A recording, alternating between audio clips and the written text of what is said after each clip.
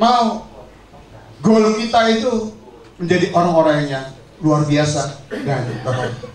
Amin. Saudara, ketika malam tahun baru saya digerakkan Tuhan untuk jemaat kami yang ada di Malaka, saudara. Tuhan katakan, tanya jemaatmu, apa goal setting mereka malam hari ini untuk mereka masuk tahun 2011. Waktu malam tahun baru, saya bagikan semua kertas-kertas kepada mereka jemaat kami yang ada di sana, saudara. Dan saya katakan sama mereka, tulis goal setting tahun 2011 tentang keluarga, rumah tangga, tentang pelayanan. Apa goal setting? Tentang bisnis, usaha, apa goal setting, saudara? Tentang kadang-kadang kita kehidupan ini, saudara, kita perlu sehat. Amin, saudara. Kadang-kadang kita lupa, saudara, kita juga perlu olahraga, saudara. Amin. Saudara, tulis, saya katakan, dan saya juga bertobat, saudara. Saya katakan mulai Januari Tuhan 2011 saya mau sehat, dan saya mau bangun pagi, paling enggak saya mau jalan kaki setengah jam satu hari. Amin, saudara. Dan kami bawa kertas-kertas itu, saudara, ke depan, maju, dan kami berdoa untuk goal setting semua jemaat yang ada di sana.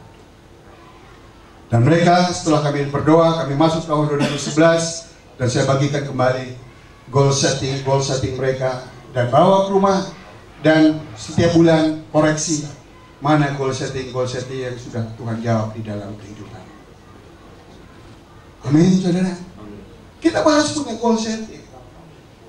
Kita menjadi pengen seperti apa yang dilakukan Yosafat di dalam kehidupannya. Saudara, ayat yang ke-6, saudara, dikatakan dengan tabah hati ia hidup menurut jalan yang ditunjukkan Tuhan. Pula ia menjauhkan dari Yehuda segala bukit pengorbanan dan tiang berhala. Saudara, kata-kata tabah hati ini sesuatu yang dahsyat.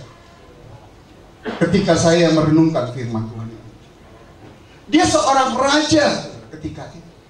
Dan apa yang disampaikan di dalam mulutnya itu undang-undang. Apa saja yang dia mau, pasti kasih. Tetapi Yosafat ini adalah orang yang takut akan Tuhan. Dengan tabah hati, dia mengikuti peraturan-peraturan yang Tuhan lakukan. Saudara, kalau kita di dalam pergumulan, saudara, kita doa, kita akan taat sepenuhnya kepada Tuhan sampai pergumulan kita itu dijawab sama Tuhan. Tetapi ketika banyak orang, ketika Tuhan sudah jawab, mereka tidak konsisten dan tidak tabah hati untuk selalu berkaitan dengan Tuhan. Saudara, saya banyak melihat seperti itu. Tetapi Yosafat, dia dengan tabah. Artinya, saudara, kadang-kadang kepentingan, kesenangan diri dia harus tinggalkan untuk supaya kerajaan itu dikokohkan, supaya goal setting yang ada di dalam hidupnya itu terus dia konsisten dan dia komitmen di dalam kehidupan. Saudara, sering kadang-kadang kita di dalam, enggak di sini, di ujung berung, saudara. Kalau kita kadang-kadang sudah ada di dalam comfort zone, saudara, kadang-kadang kita lupa bahwa apa yang ada di dalam hidup kita ini semua semata-mata karena berkat Tuhan.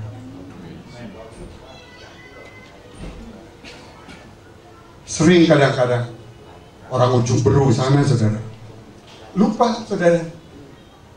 Karena dia mengalami kelimpahan apa yang dia doakan, dia dibuat goal setting, Tuhan jawab semua. Tapi ketika dia mengalami kelimpahan, ketika dia mengalami berkat, dia sudah lupa bahwa semua yang ada di dalam hidupnya sebenarnya itu berkat daripada Tuhan. Banyak orang akhirnya, setelah dia terima, saudara, ini saya. Kalau bukan ini, mana ada ini semua. Saudara, tetapi Yosafat dikatakan dengan tabah. Saudara, kalau dia dikatakan bahwa ini wanita-wanita 100 orang saya perlu ini hari, cari. Semua pasti dikasih, saudara. Semua orang-orang yang ada, orang raja, saudara. saudara. Namanya juga raja. Apa yang diucapkan itu jadi undang-undang. Tapi dia takut akan Tuhan. Dan dikatakan dengan tabah. Oh, saya katakan luar biasa. Ini luar biasa. Ketika dia di dalam masa kejayaan, ketika dia semua daerah dikatakan yang ada di sekitarnya itu takut akan Raja Yosafat. Tetap mata dia hanya tertuju kepada Tuhan. Dia taat kepada Tuhan. Dia lakukan itu, dikatakan dengan tabah. Saudara, dia konsisten dan dia komitmen. Itu yang saya tangkap dari ketabahan daripada Raja Yosafat. Itu luar biasa, saudara. Kemarin saya buktikan, saya punya sahabat, saudara.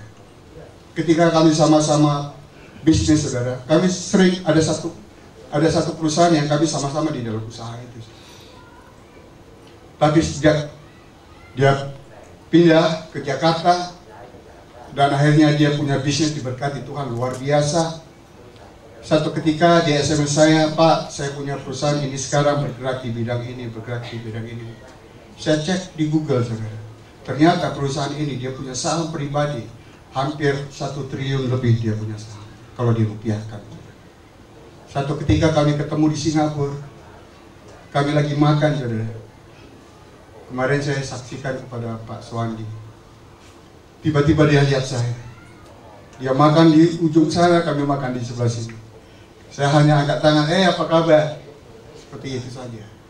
Tapi Tuhan gerakkan dia datang ke tempat itu. Dia bilang, Tuhan suruh untuk saya datang ke meja Bapak. Dia cerita, saya ceritakan, saya kemarin lihat di dalam internet, saya cek kau punya perusahaan. Wah, luar biasa kaya sekarang. Apa sih bedanya dulu waktu nggak punya uang sama pegang uang segitu banyak? Nggak ada beda, Pak. Dia bilang, nggak ada perubahan. Hanya angka-angka saja yang berubah. Saudara luar biasa. Seorang hamba Tuhan yang punya hati yang seperti itu, saudara. Banyak orang, mereka diberkati dengan luar biasa. Banyak terjadi di dalam kehidupan mereka. Banyak perubahan di dalam kehidupan mereka. Tetapi anak Tuhan ini tetap dia mengasihi Tuhan dengan luar biasa. Dan Tuhan katakan, Tuhan ngomong sama saya, Pak, Bapak jangan tolak. Tuhan suruh saya memberkati Bapak. Dan saya katakan, kebetulan saya sedang mau pindah ke gereja dari satu tempat ke tempat ini. Memang benar-benar kami tadi mau beli alat sound system. Saudara, Tuhan gerakkan untuk memberkati gereja yang ada di Malaka. Tetapi saya lihat di dalam kehidupannya seorang yang rendah hati. Dia pakai sandal jepit, saudara. Gak ada yang berubah, Pak. Dulu seperti ini juga kita ketemu. Sekarang saya diberkati Tuhan, tetap saya gak ada berubah, saudara. Saudara, luar biasa. Tabah. Ini yang saya lihat, saudara. Kemudian dikatakan pada tahun pemerintahannya, dia mengutus beberapa pembesarnya, saudara. Ayat yang ke-8, bersama-sama mereka turut juga beberapa orang Lewi. Dan dia dikatakan mengajar, mengelilingi semua kota di Yehuda sambil mengajar raja. Saudara, ini seorang raja, tetapi dia suruh orang-orang yang gagah perkasa, para pembesar-pembesarnya itu, mereka mengequip mereka untuk mengajar rakyat, untuk memberitakan Taurat kepada rakyat. Ini yang sungguh-sungguh luar biasa. Dan saya telusuri, saudara, saya lihat ada anak-anak yang namanya Netanya, ada namanya Semaya.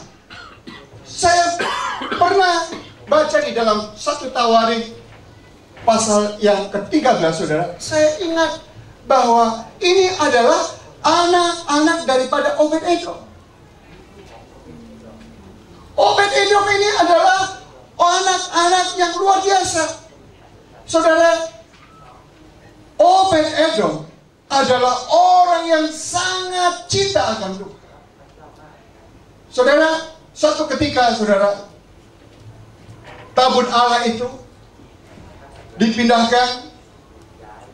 mau dipindahkan ke Yerusalem.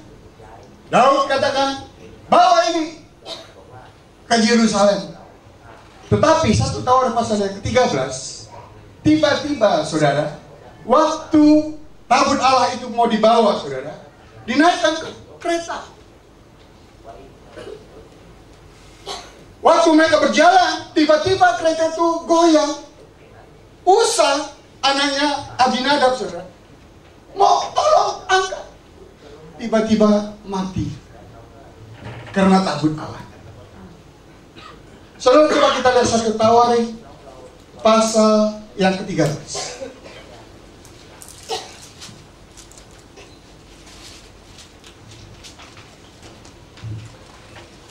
Ayat yang ke-9 dan ke-10. Nanti kita lihat siapa Netanael dan Semaya ini.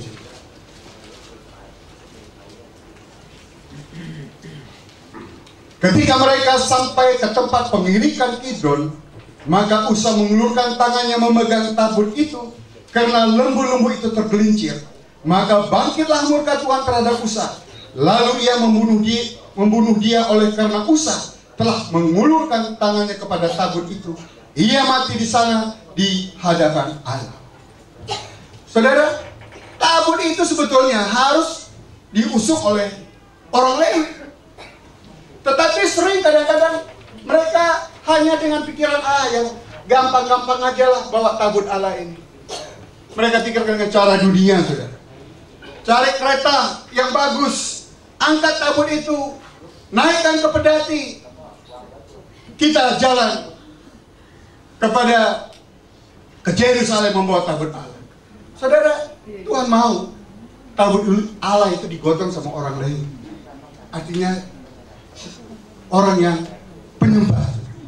Maka dikatakan orang-orang Lewi.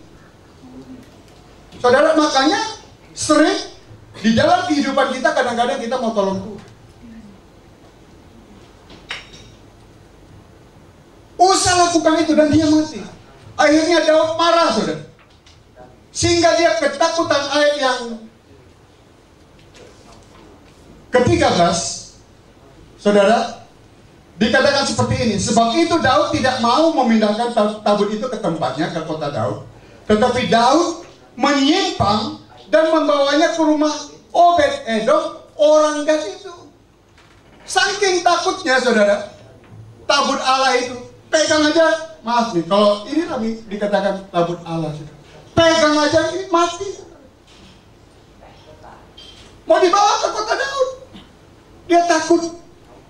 Dan dia katakan dia menyimpang. Dibawa ke rumah Obed-Edom, orang Gad, bukan orang Yahudi. Orang Gad itu dikatakan.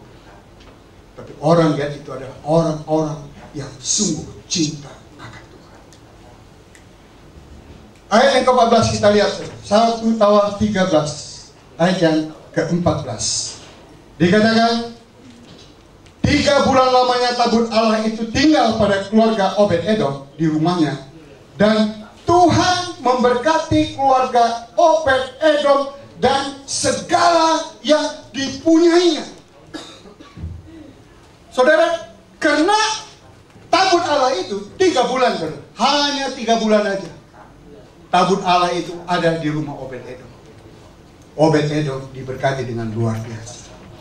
Saudara, satu kali kalau saudara diberkati di dalam satu kota, dan semua orang kota itu tahu bahwa saudara diberkati oleh Tuhan, berkatnya kecil atau besar? Besar? Amin, saudara. Dikatakan Obed-Edom, semua kota itu tahu bahwa Obed-Edom itu diberkati. Berkatnya besar oleh karena tabut Allah. Saudara, tapi Obed-Edom, saudara, kalau kita nanti telusuri, saudara, saya telusuri Obed-Edom ini, saudara. Ternyata dia punya anak banyak, saudara, dan punya cucu banyak. Saudara bayangkan bagaimana stresnya Obed-Edom itu. Tabut Allah di rumahnya ditaruh, kalau dipegang aja mati. Tapi Tuhan memberikan kekuatan. Tuhan melindungi dan menjaga mereka karena hati Obed-Edom yang Tuhan lihat. Amin, saudara. Amin. Saya telusurin, saudara, Obed-Edom. Apa kerja Obed-Edom? Dia diberkati, saudara, luar biasa. Dia tidak, ketika tabut Allah 3 bulan lamanya di rumah Obed.